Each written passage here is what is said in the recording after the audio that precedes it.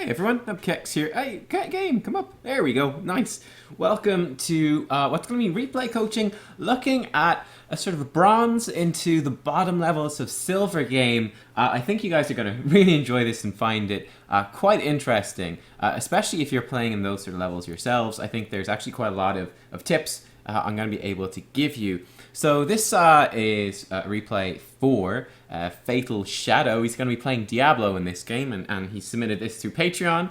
And very, very kindly, I stick up maybe one of the Patreon coaching videos a month on YouTube as well for everyone to see. But yeah, he says doesn't care if stuff ends up on YouTube because he can handle criticism fairly well. So really happy about that. We're going to dive into it, and yeah, I'm going to try to be giving kind of specific tips to focus on what you can do, like kind of the traditional bronze mistakes and what you can do to improve on those and find your way out. So just to give a bit of background for Feytalshadow, he's a really great email in, by the way, so thank you for that, dude. But yeah, he said in preseason, he played ranked right at the start, was about rank 27 or 28, which is kind of halfway up the rankings overall. And then when the placement matches came in, he ended up at rank 50, which is the lowest one. He did climb up, but never got past rank 35, and he ended at rank 38. In Season 1, he was Bronze 5, but got up to Bronze 3. In Season 2, he ended up in Bronze 5 to start again, but got up to Bronze 1. And then in Season 3, he got placed in Bronze 2 and got up to Bronze 1. And this season, he actually placed in Bronze 1, and he's finally made it up to Silver 5, though then dropped back into Bronze, and has finally made it back up to Silver, and he's actually sitting bang on at a 50% win rate at the moment. I think this game is, he's actually Silver 5 in this particular game. And it's actually a pretty interesting note he has here, which is talking about he often has a negative personal rank adjustment in his games. So basically what this means, right? So you've got, I think I'll probably do an entire video on this at the start of the season because there's always questions that crop up. But you've got your rank points and your visible rank. So let's say you've got 600 rank points in Bronze 1, for example, and you get roughly on average 200 per win, and you lose 200 per loss, and that's adjusted a bit. There's also a hidden matchmaking value which calculates your skill level, and it changes, basically this changes a lot slower than your rank points do. And what that means is that you can climb up a lot of ranks, you can hit a higher division, all that sort of stuff, and get those rewards, or you can drop down a lot. It can change pretty quickly, and as it will go up, you'll see, well, your hidden MMR, which is determining your personal rank adjustment, will start dragging you back. So let's say, for example, Blizzard thinks over the course of hundreds of games that the personal rank, the hidden rank that it has for you, thinks that you are Bronze 1, which is what I think is happening here with Feytalshadow, right? It says, well, you're supposed to be in Bronze 1, so if he drops down to Bronze 3, it's going to start giving him bonus points to get him back up to Bronze 1. If he climbs out into Silver, it's going to start taking away points, giving him a negative adjustment to try bring him back to Bronze 1, because he thinks that's basically where he thinks that he belongs. That's the skill level that he has shown himself to be at over the course of all the games in the past and the recent games. Now he says, like, this is, he feels like he's a little bit stuck in MMR hell. So the important thing about this, right, is, well, how do you get out of that? Hey, what happens if the game is dragging me down? Well, good news is with every season, the start of every season, it loosens how quickly your hidden rank can change, right? So if you start doing, especially the first 50 games of the season, if you do really well in those, it will drag your hidden rank up, which will help you to climb a lot. So it really does matter, the start of every season is a really good opportunity. I'd say, going into the end of a season is a great opportunity to practice, and then really put that practice and make that practice worthwhile, so that at the start of the next season, well, hey, that's where you can start seeing those improvements have an impact sooner. I'd also say in the case here of Feytalshadow, right, well, he was at Bronze 5, and he's been going up. It has been slow, but he has been going up. He hit Silver for the first time this season. So, he is going up. And that probably reflects that he is improving as a player. Now, realistically, it's at a pretty slow rate, right? To go from, we've gone from bronze 5 up to silver 5 over the course of, 4 seasons. It's fairly slow progress, but it is progress nonetheless. And we're going to see what we can do to help him out in this particular video. But yeah, that's basically how that sort of stuff works. I mean, the good news, I think the biggest thing you can do, right, especially if you're in bronze, and the game is saying, well, you're playing it like a sort of a bronze level. How do you get up? How do you get up into silver if that's what the game thinks? Well, the best thing you can do, of course, is to raise your own level of play, right? That's what will make the biggest difference because, hey, if the game thinks you're a bronze 1 level player, if you can go and practice and learn and get coaching, whatever it happens to be that you need, if you raise yourself up to a silver 1 level player, well, hey, that's great news for you because you get put into a game with 5 bronze 1s in the enemy team and 4 bronze 1s on your team, and then you're the last player, and the game thinks you're bronze 1, but you've improved and you've actually hit like a silver 1 standard. Well, that's a small but significant advantage for your team. So that's how you'll keep climbing up. Basically, you improve, and the game, as it recognizes that, you'll go up. Ultimately, like you play at a grandmaster level, it will bring you up to grandmaster. And basically the rank system will bring you to the level that you're playing at, and then it's just the fun is in improving from that. Anyway, let's start getting into this game. So Feytalshadow says that he noticed he's particularly weak on engagement heroes with, for example, most warriors. Especially things that engage hard and have few/no escapes. And that he finds very often that the times he wants to go in are the times that his teams want to retreat. So we're going to dive into that in this game in particular, because you are playing on Diablo, who is a divey, heavy engaged warrior. There's actually a lot of things. I watched the game already. There's a lot of things I want to cover here. His highest win rate in heroes tend to be specialists. And this is actually an interesting point too. He says, oftentimes, he tells people straight out. He goes, guys, hi team, I'm really good on specialists, but I'm bad on warriors.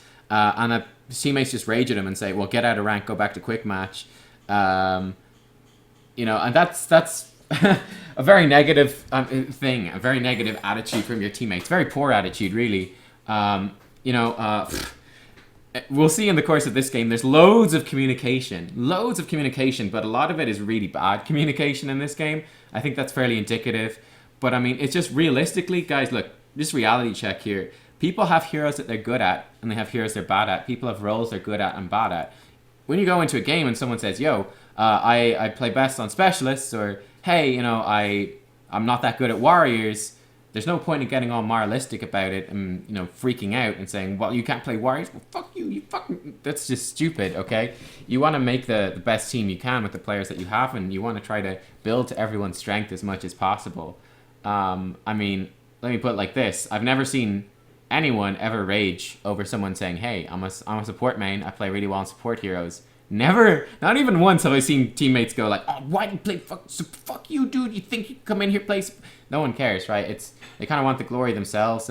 It's a bad attitude, so that does suck. And we'll see that just the levels of communication and stuff kind of sucks overall in this game, and we can talk about what to make of that as we go into it. But yeah, in this game, it's mostly bronze 1s and silver 5s. So hey, let's get going here and let's see what we can make of this. Okay, we'll keep track of talents over here. Oh, there we go. Cool. This is different replay client from what I was expecting. Oh, I understand why. I understand why the replay client is different, right? So I'm actually, the EU servers crashed and are down right now when I went to record the video. So funnily enough, I'm actually on the NA servers to record this, and I don't have my other replay client installed there, but that's okay. We'll run with it for now, okay? So I thought this was very interesting right at the start, for example. Like, I have no idea what these guys are talking about. It seems kind of weird. Or, for example, I don't know if you've played with this Vala before, but like right at the start, Vala's instantly flaming her team. Basically, she's criticizing and giving out. I'm kind of thinking, Diablo, ask one thing, walk back a few more steps before recalling? I'm like, well, I mean, the game hasn't started yet. I mean, is this a problem? Has there already been a problem with Diablo? I mean, how? The game hasn't started. What's going on right there? So I thought that was kind of amusing. So I have no idea what these guys are talking about, really. But anyway, you guys got a great start to the game. really nothing to complain about there.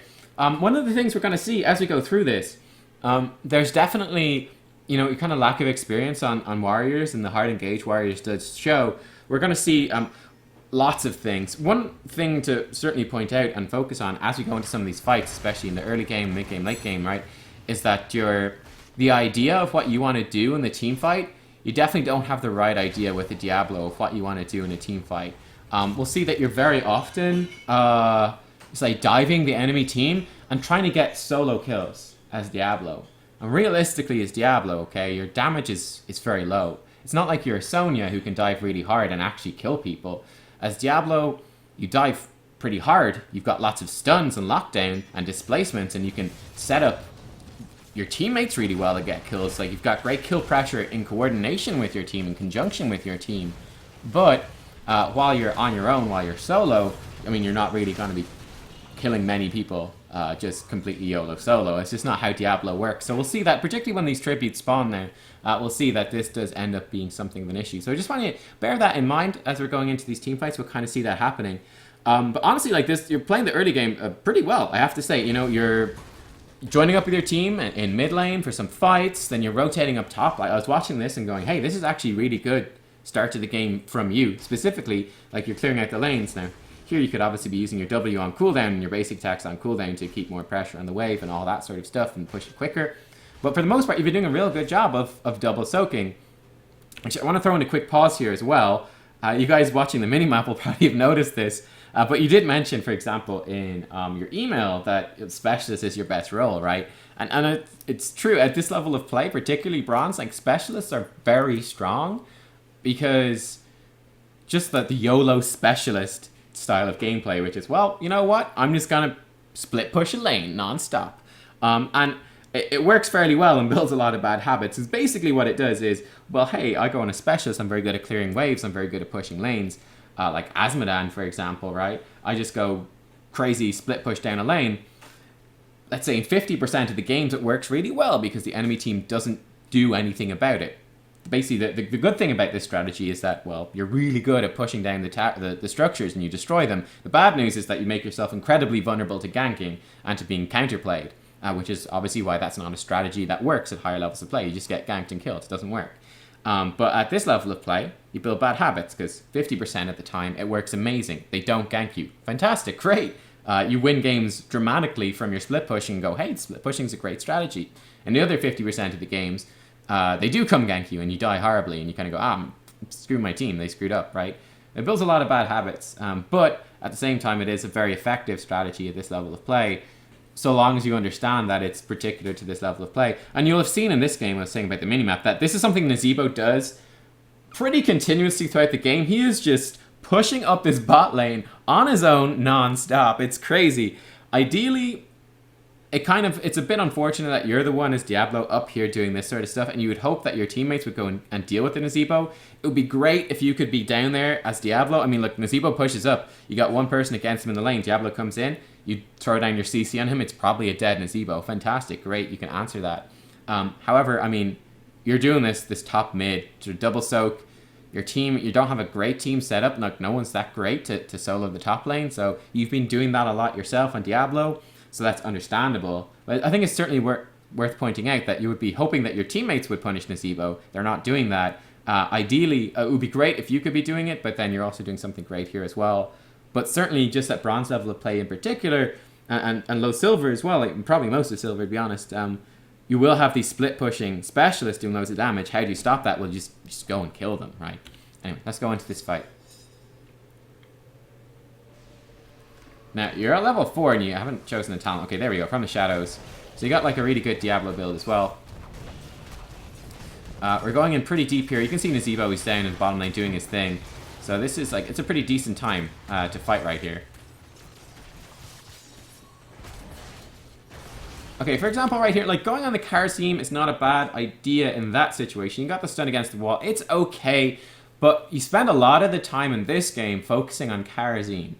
Alright, and this is sort of the mentality of, well, kill the support. The support's the highest priority target. That's usually not the case. Supports are typically, I mean, sure, if you can kill the support, that's fantastic, but they're typically very hard to kill. right? That's the problem with supports. For example, Karazim, he's super mobile, so he can just often run away from you or dash away. Oh, well, there's your kill pressure gone if you're going on him alone. In this game, in this case, I mean, Kerrigan is probably the ideal target for you to jump on. They have double warrior, right? But the Kerrigan is quite squishy. She's quite vulnerable. You've got a lot of damage behind you. So focusing on the Kerrigan is something that you'd want to be doing a lot, and it's something you're not doing precisely. Chromie does get killed. Okay, for example, like we're going on the Karazim more and more, and he's just walking away. And at the same time, right, your other teammates, your damage dealers, they're getting pushed off, and they're getting beaten up quite a lot, right? They're getting beaten up quite a lot. So I say that's definitely, we'll see, this happens over the course of pretty much every fight, right? Is that you spend a lot of time diving the enemy team without any backup and leaving their team free to dive your squishy backliners, which is not something you want to do. Yes, you want to dive forwards, you want to be aggressive, but you also want to do that in combination with your damage dealers and make sure that they're going to be okay. I mean, like, sure, it would be nice to kill Karazim, but that's really difficult to do.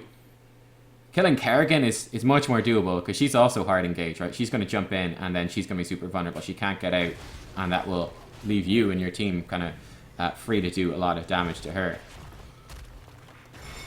This is actually pretty good on the Zebo.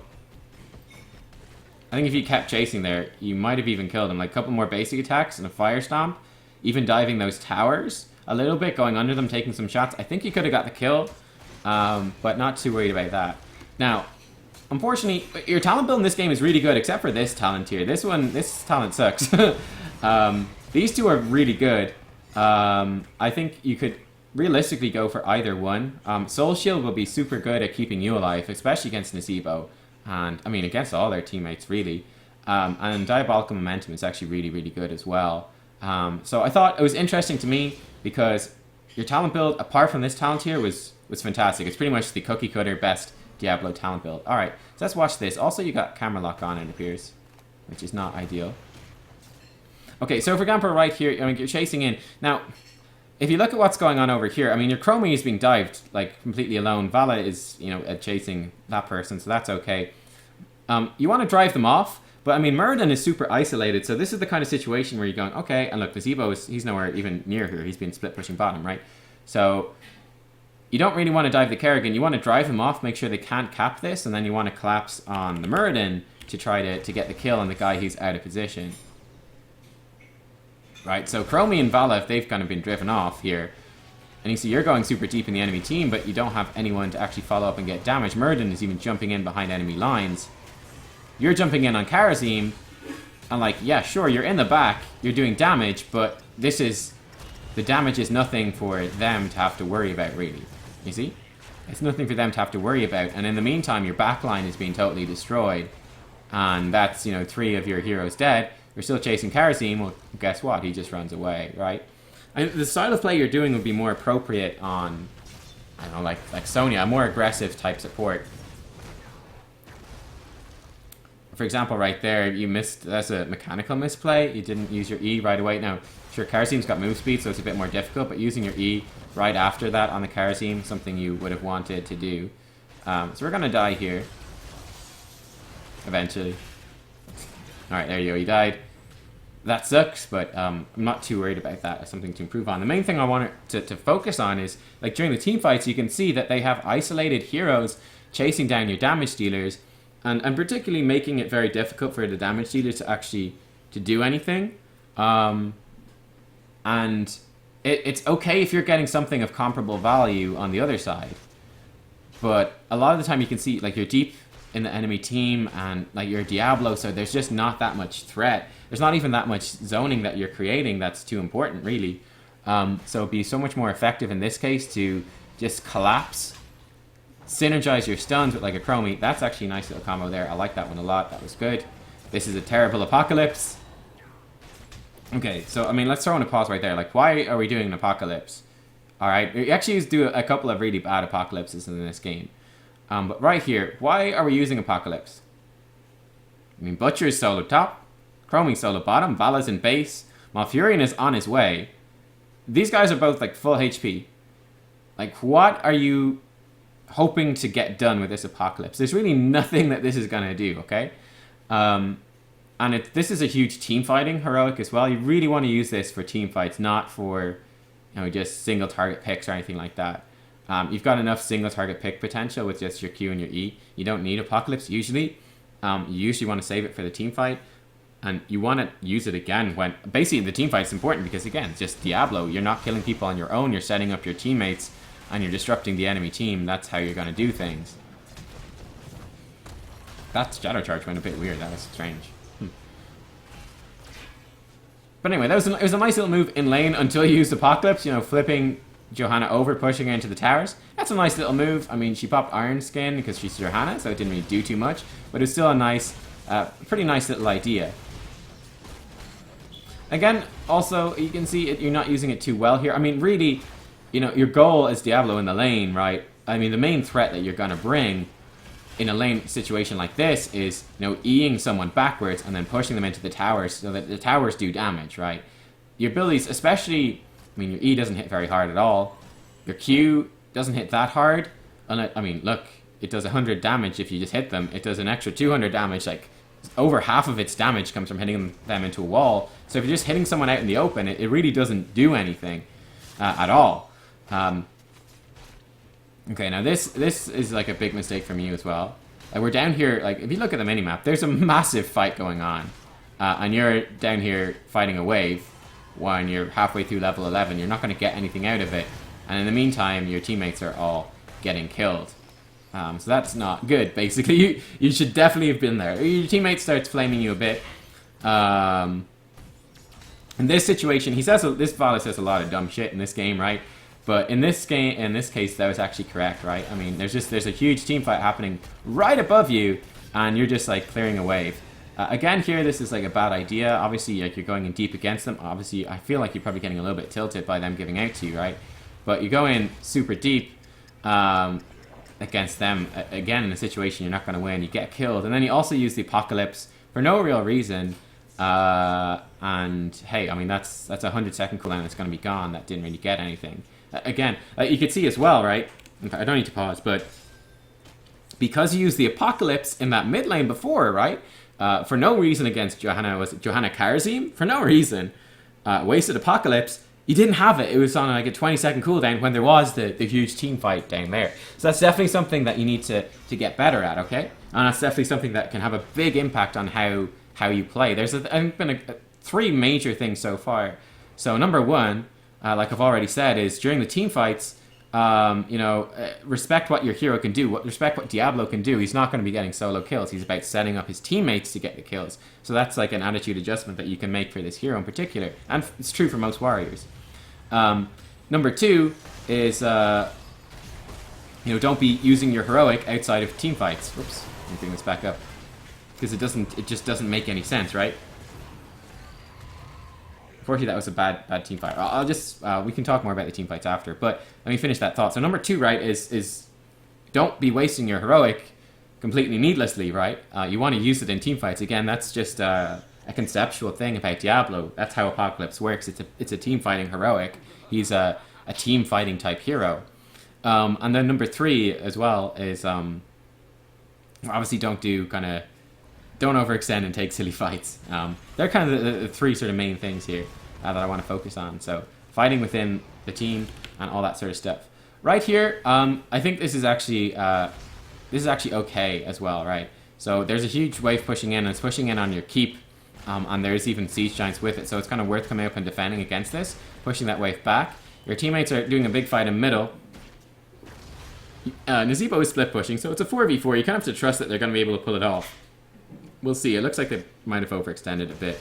Yeah, like Chromie is dying. I mean, Murden's super low, though. I don't know. But anyway, Nazebo is also, as we can see, YOLO split pushing once again.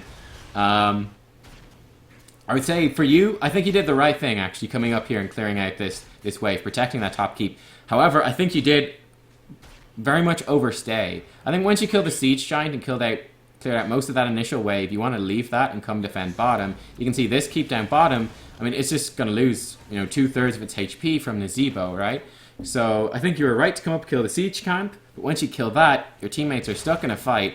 I think you're the one who has to come down and prioritize stopping the Nazebo push. In fact, it's going to lose 3/4 of its HP, even more, 4/5, 80% of its HP, like basically is gone right there. So that was something small you could have done. Right idea to come up defend top instead of going to the team fight. You need to defend top, but then, I mean, switching to bottom and stopping that Nazebo would have been a worthwhile thing. And then it also opened up the possibility, right, of you locking down Nazebo while your teammates who do okay in middle rotate down and gank him, and you might even get a kill out of it. That would work pretty nicely, pretty well.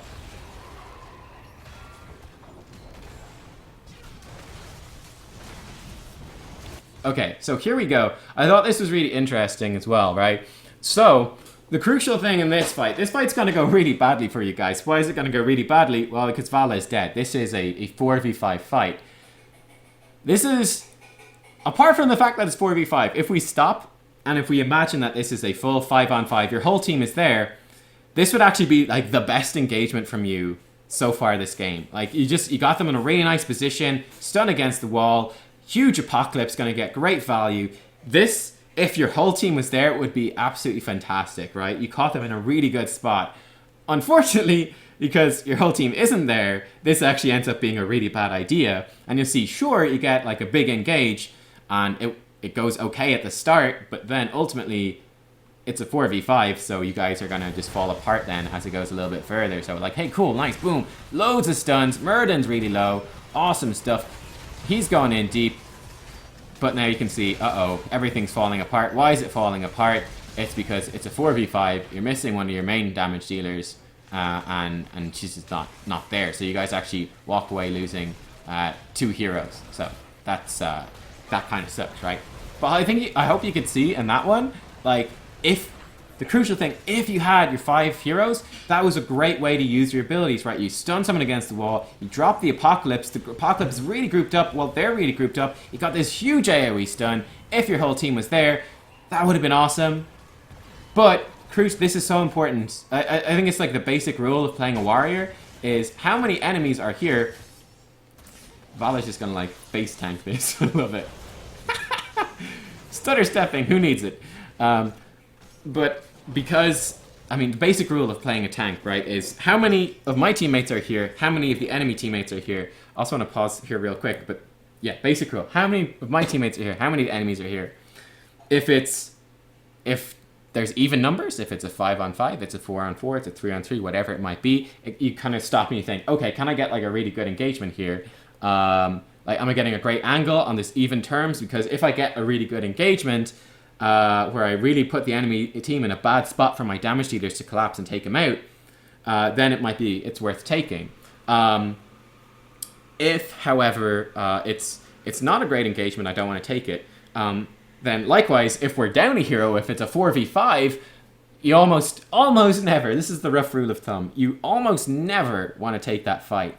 And then, likewise, if it's, let's say, a 5v4, if you guys are up a hero, you almost always want to try force that fight. And even if the engagement is not that good, if it's a bit messy, it will still work out in the end, usually because you have more heroes there. So, for example, in that last team fight was a great example, right? Sure, you guys had an awesome engagement, but because you were down a hero, even though it started really well, it ultimately fell apart because simply you're outnumbered, right? Now I thought this is very funny, right? This is actually a bad call. Right, so they're calling for boss. Now boss is the right call, but the thing is they've gone for the wrong boss. So I mean, if you just like time it out from when you guys got the kills and made the call, so you had plenty of time to run down and take the enemy boss. Instead you're going to run up and take your boss.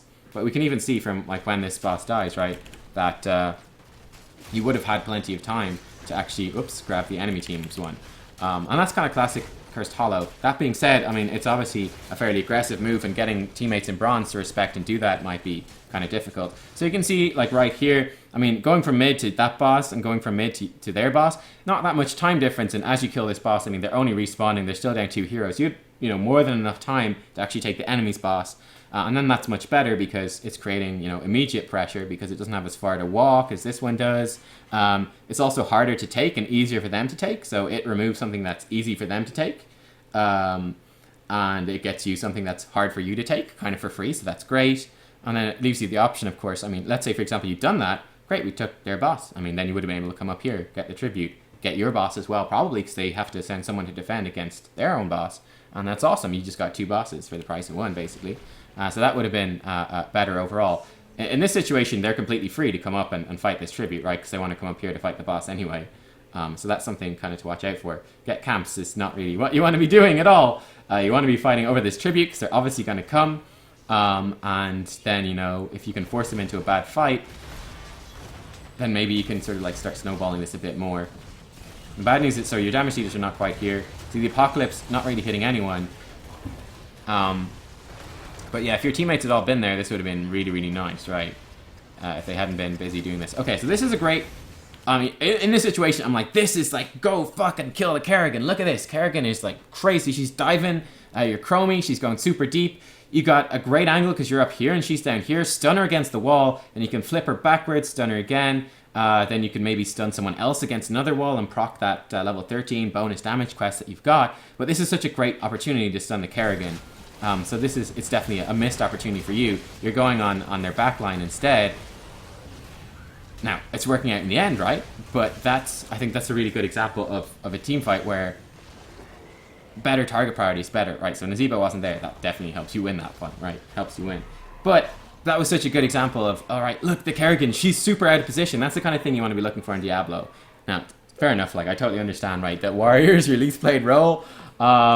So yeah, you know, this is your worst role. So hey, I mean, I understand that there's going to be loads of mistakes, but hopefully if I can point them out, that will help you start moving forward to making good ideas. Now this is also another example of, so you make a big mistake here. Basically, you run down to their boss and you're waiting there.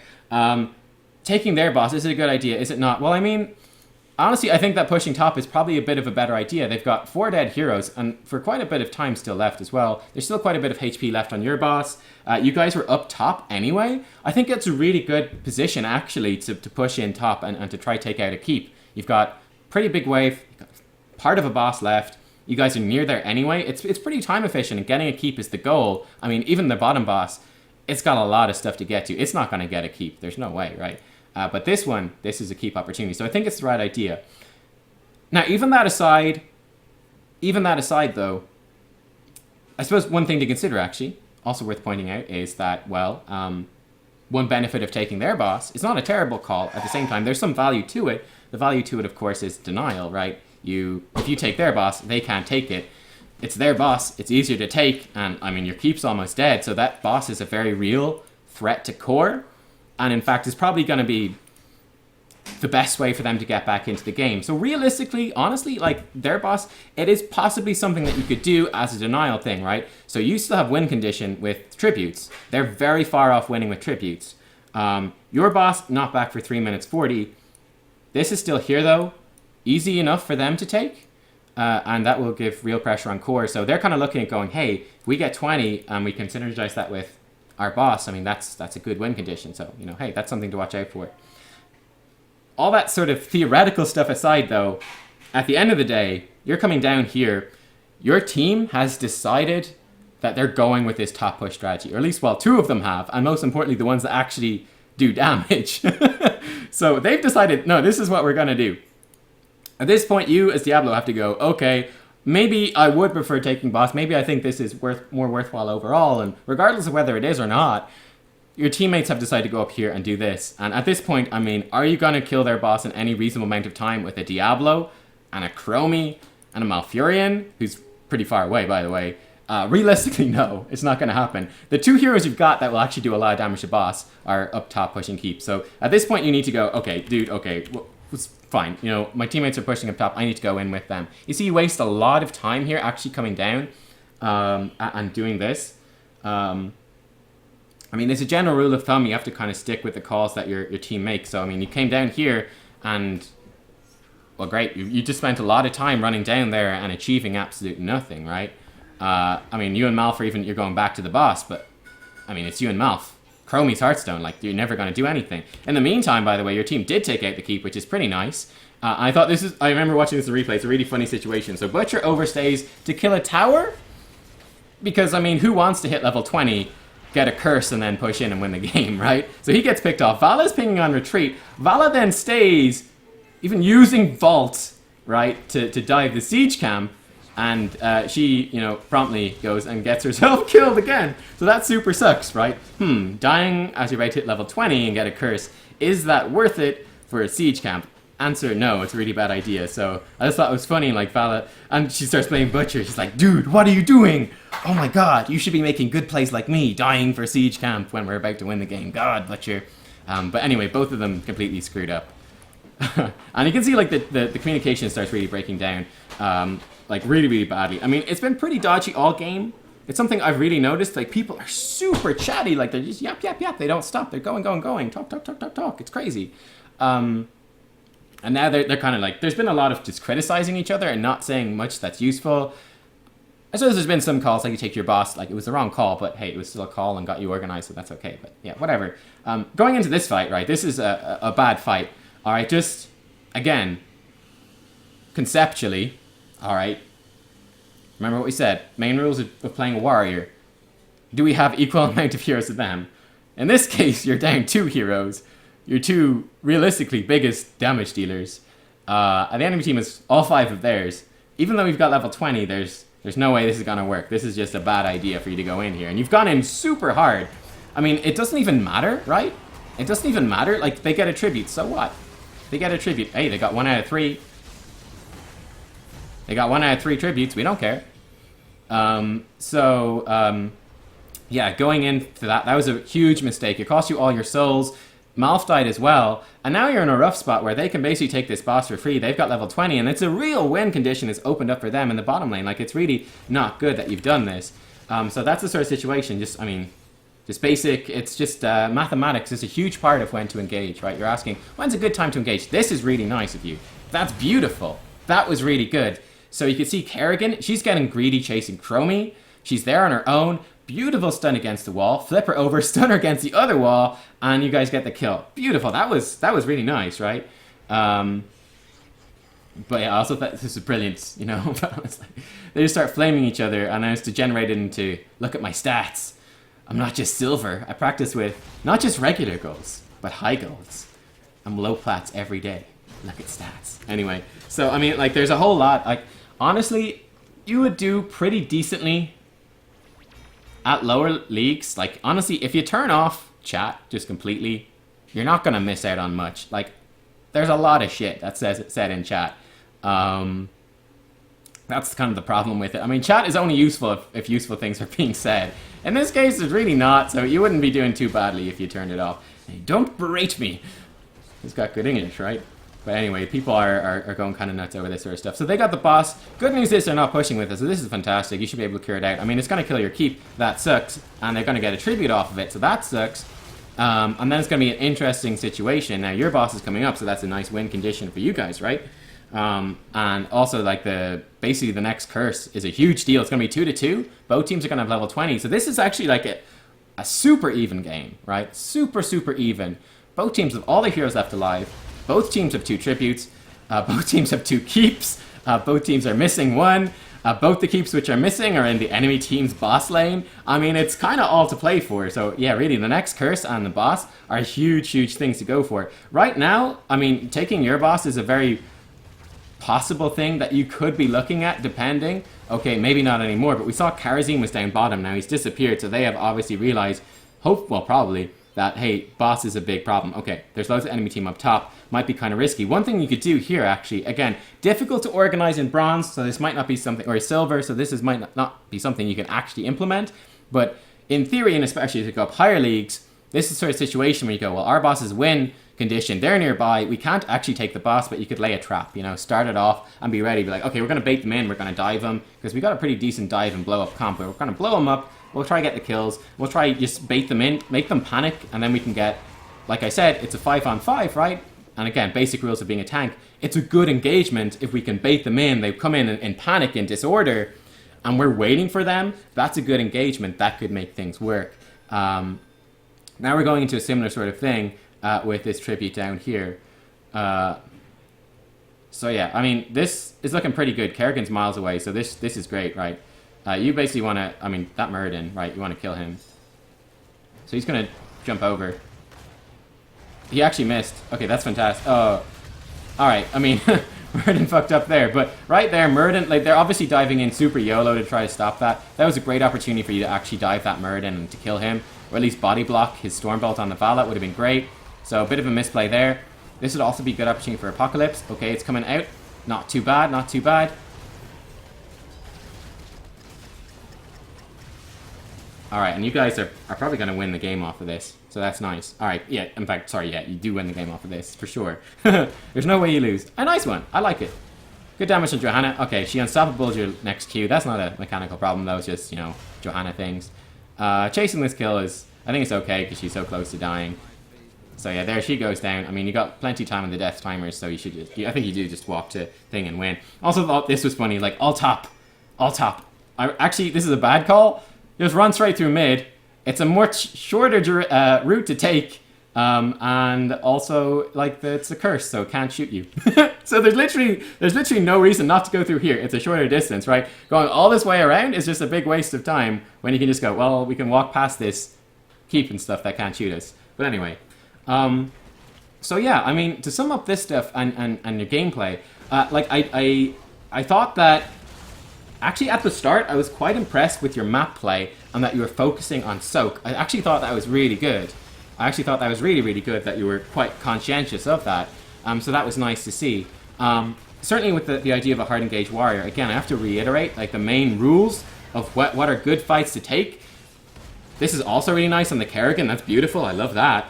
The main rules of a warrior is, okay, a good engagement, the basic rule of thumb. Now, there's a lot more complicated stuff we can put on top of this, but you don't need that stuff when you're bronze, right? Or in silver. It doesn't matter. Just the basics, getting them perfect is the main thing, which will have a huge impact. The complicated stuff on top of it has a smaller impact, and it's much harder to grasp, so you don't need to worry about it. The basics are, okay, do we have more heroes here than them? Probably a good fight. Do they have more heroes than us? Probably a bad fight. Don't want to take it. Are we even in terms of heroes? Okay, then can we get a good engagement? Talent tier lead could also be an example of good engagement. Hey, we've got heroics, it's a 5-on-5, probably a win for us, or else we get them in a really good spot, we baited them into a bad position, then it's a good fight to take. So that's something that you really need to focus on, because there are a bunch of times where we went in 3v5 or just bad ideas right there. Then also, understanding Diablo in particular, again, I haven't seen your other warriors, but for Diablo in particular, you need to understand the purpose of Diablo, like I said, which is, he is a hero with immense kill pressure, but he brings the kill pressure in coordination with his teammates, in coordination with his damage dealers, locking people down with the stuns, and then the lockdown enables your team to follow up. He does decent damage with the stuns as well, right? But lockdown enables his teammates to follow up and get the kills. That's how he works, and you're not playing him like that. Certainly in the early game, it's particularly bad. You're playing him as this divey, I'm going to kill you myself warrior, and you were kind of just... Your teammates were off in the background somewhere completely forgotten. So that's not good, right? You need to focus on working with that. And particularly, again, like mechanically, at the start of the game, you weren't doing this so well. I think once you got this quest, you were paying more attention. But even without the level 13 on the Shadow Charge quest, Devastating Charge quest, you still want to be stunning people against the wall. So you need to focus on that in the team fights, right? Is you're not playing a hero that dives and gets solo kills. You're playing a teamwork type hero. And then, I mean, again, like I said, looking at the enemy team, you want to look for, okay, people who are vulnerable and out of position that my teammates can jump on top of. I mean, one example in the early game is you can maybe, like, if someone who's relatively squishy walks a bit too far forwards, you can hit them with E and cue them back into your team. That can work. Or just cue them against a wall and stun them, and your team can jump on top of them while they're stunned. In this game, there are a few cases where Kerrigan walked behind and you had the opportunity to stun her. Then your team can turn around and kill her. You know, she's going to do damage when she's on top of the team, but if you stun her, lock her down, gives your teammates a get out of the maelstrom, it works pretty well. Stuff like that. Particularly late game Diablo, you do open up a cool combo, which is, of course, you know, with domination, which is you queue forwards, you E them back over your head, and then you queue them back into your team. It actually locks them down for a fair chunk of time, displaces them a lot, and that can be a good way to pick a fight too. You didn't do it in this game, but it's just worth kind of noting. And yeah, that's some of the main stuff. So I think there's enough in that. So we'll see how it goes moving forwards. I think there's obviously potential there, a lot of potential for you to make pretty big improvements on Diablo specifically, and probably Warriors in general, if you start implementing that sort of stuff. Alternatively, if you find it just doesn't work, you could look into the possibility of playing a more damage and solo kill focused warrior, right? Someone that is more focused on diving and getting those solo kills. But I mean, as you can see, as Diablo, there are lots of times you're diving after Karazim and he's just running away, and in the meantime, you know, the Muradin is wreaking far more havoc on your backline than you are wreaking on their backline. So that's always something worth considering. Well, there you go, guys. I hope you enjoyed, and hello to everyone on YouTube. If you're on YouTube, give it a thumbs up if you enjoyed it. And yeah, if you've any other tips or any other insights, let us know in the comments. And yeah, thanks for Feytalshadow for sending the game in and for being willing to put it up on YouTube. I hope you found it helpful. I'll see you all next time for more Heroes of the Storm. Bye-bye.